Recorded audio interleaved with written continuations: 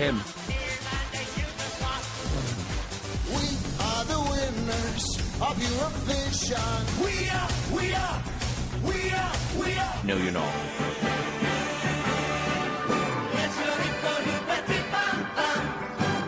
This is memorable, but not for its chorus. And I think we found out who ate Dustin the turkey.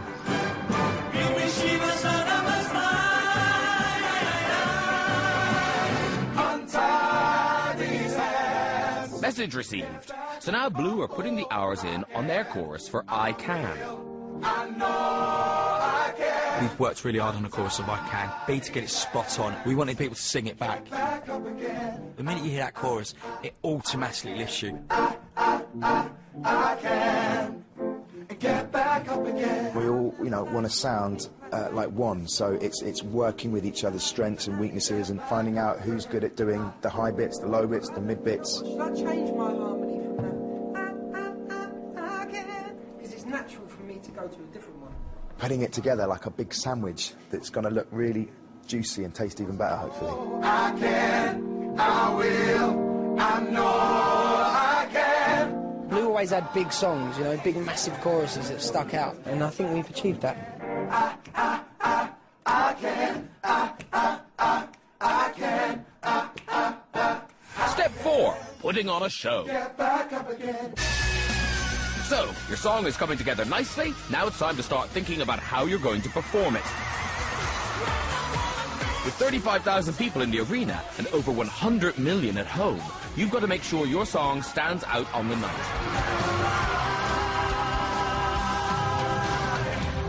When it comes to Eurovision, it's about the whole show, the whole bonanza and effect.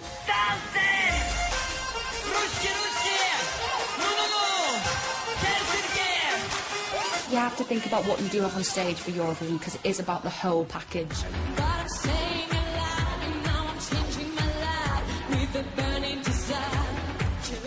You can do something that catches the attention of the audience.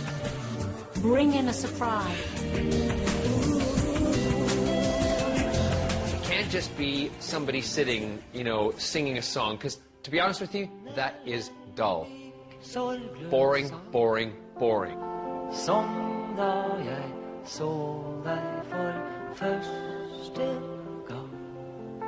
Go for every gimmick that you can, because everyone is going to splash whatever colour paint they can on their entries. There are 3 key elements to staging the ultimate Eurovision performance. Choreography,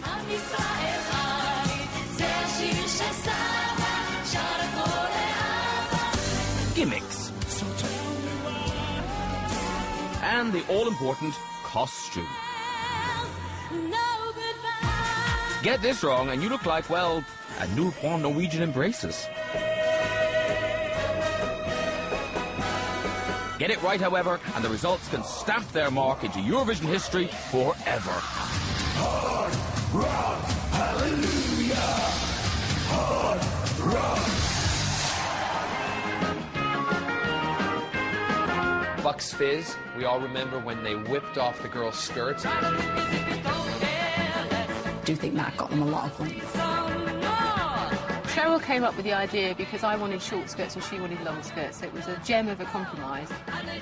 All the judges were going, well, we're voting for those girls with the skirts, and yeah, it was defined by the skirt ripping. We only won it by 5 points, though. 4 points. 4 points. It was the one before last vote when Terry Wogan said, I don't think they can be beaten. Is that right? That's it. United Kingdom. United Kingdom, 8 points. That's it. I don't think they can be caught. 8 points. In fact, I'm sure they can. No. It was on the last vote because they gave us... No, the one before was when he said, I don't think they can be beaten. He wouldn't say it on the last vote, would he? 3 countries were drawn. But you can see it flashing. The United Kingdom have done it again. On the last vote, when we got the vote... It's been like this for 30 years, I tell you. No wonder I left. Shut up, you. Always arguing. It's absolutely beside themselves. That was a really, really close contest. What they should do is just change it round now. It's going to be original. Have the guys' trousers come off. Blue, rip your clothes off at the end of it. I know Europe will appreciate that. Calm down, John. This is a family show. The gimmick is a curious thing in Eurovision, and it can go very well or it can go spectacularly badly. The French, in 2008, entered a man called Sébastien Tellier. For some reason, Sébastien chose to come on in a golf cart. His chances were ruined within the first 10 seconds.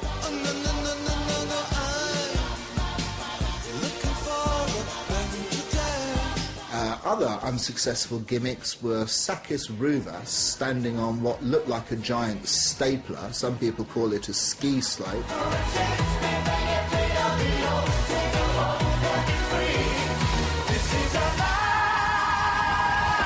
Svetlana from the Ukraine imported her massive hell wheel in which people were spun around during the 3-minute performance.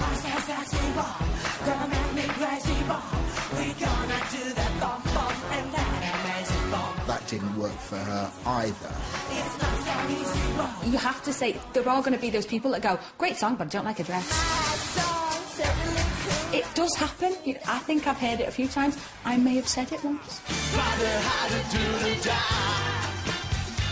One of the joys of the Eurovision Song Contest is the unusual fashion sense that it's paraded before us. Baby, baby, I love you. And what were they thinking? The Czech song, where the man came on in a cape.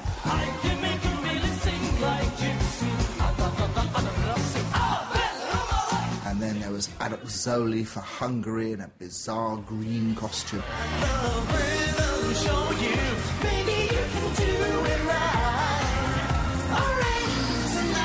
There's just extraordinary fashion choices. What I get really concerned about, most of the acts are concentrating on how they look and the song seems secondary.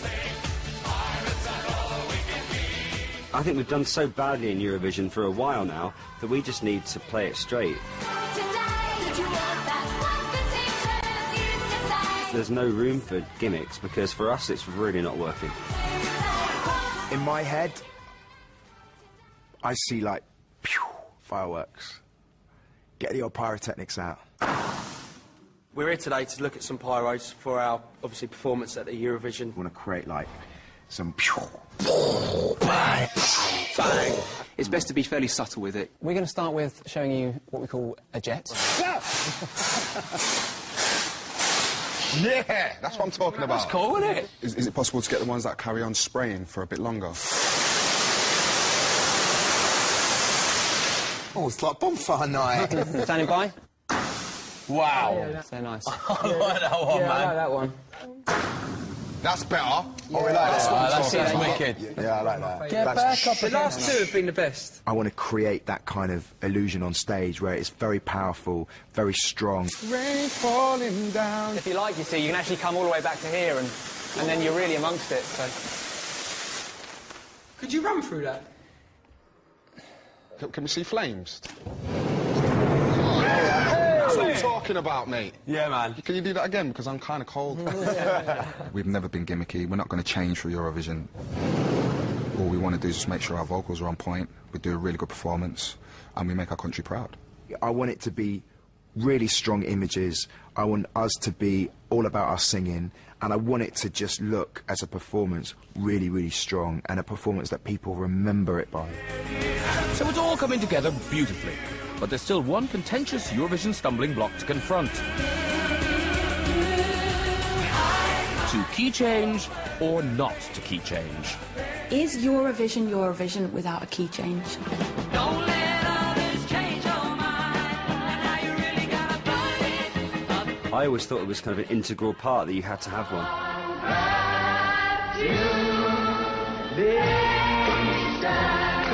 There's a lot of people that would say a key change. Not totally sure about it. Me personally, I love a key change.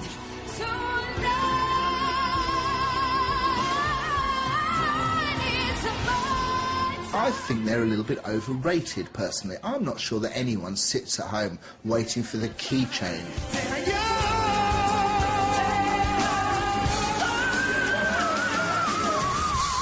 We haven't had one in a winning song for a good few years.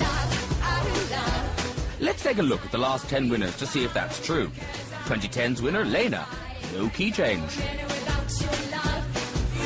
2009? No. 2008? No. 2007? Oh yes, there it is. 2006? No. 2005? No. 2004? No. 2003? No. 2002? No. 2001? Ah, yes. There's another one. So that's it. Just 2 out of the last 10 winners have a key change.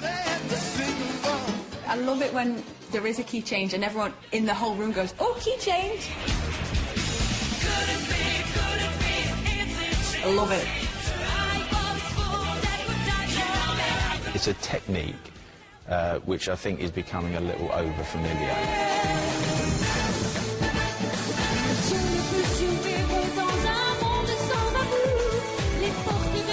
I've often thought sometimes key changes are put in because the song hasn't gone anywhere.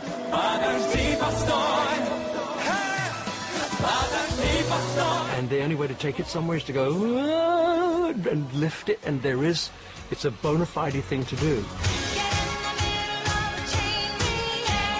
Key change should only be used if it's felt necessary to take the song to an extra level and not just for the sake of it.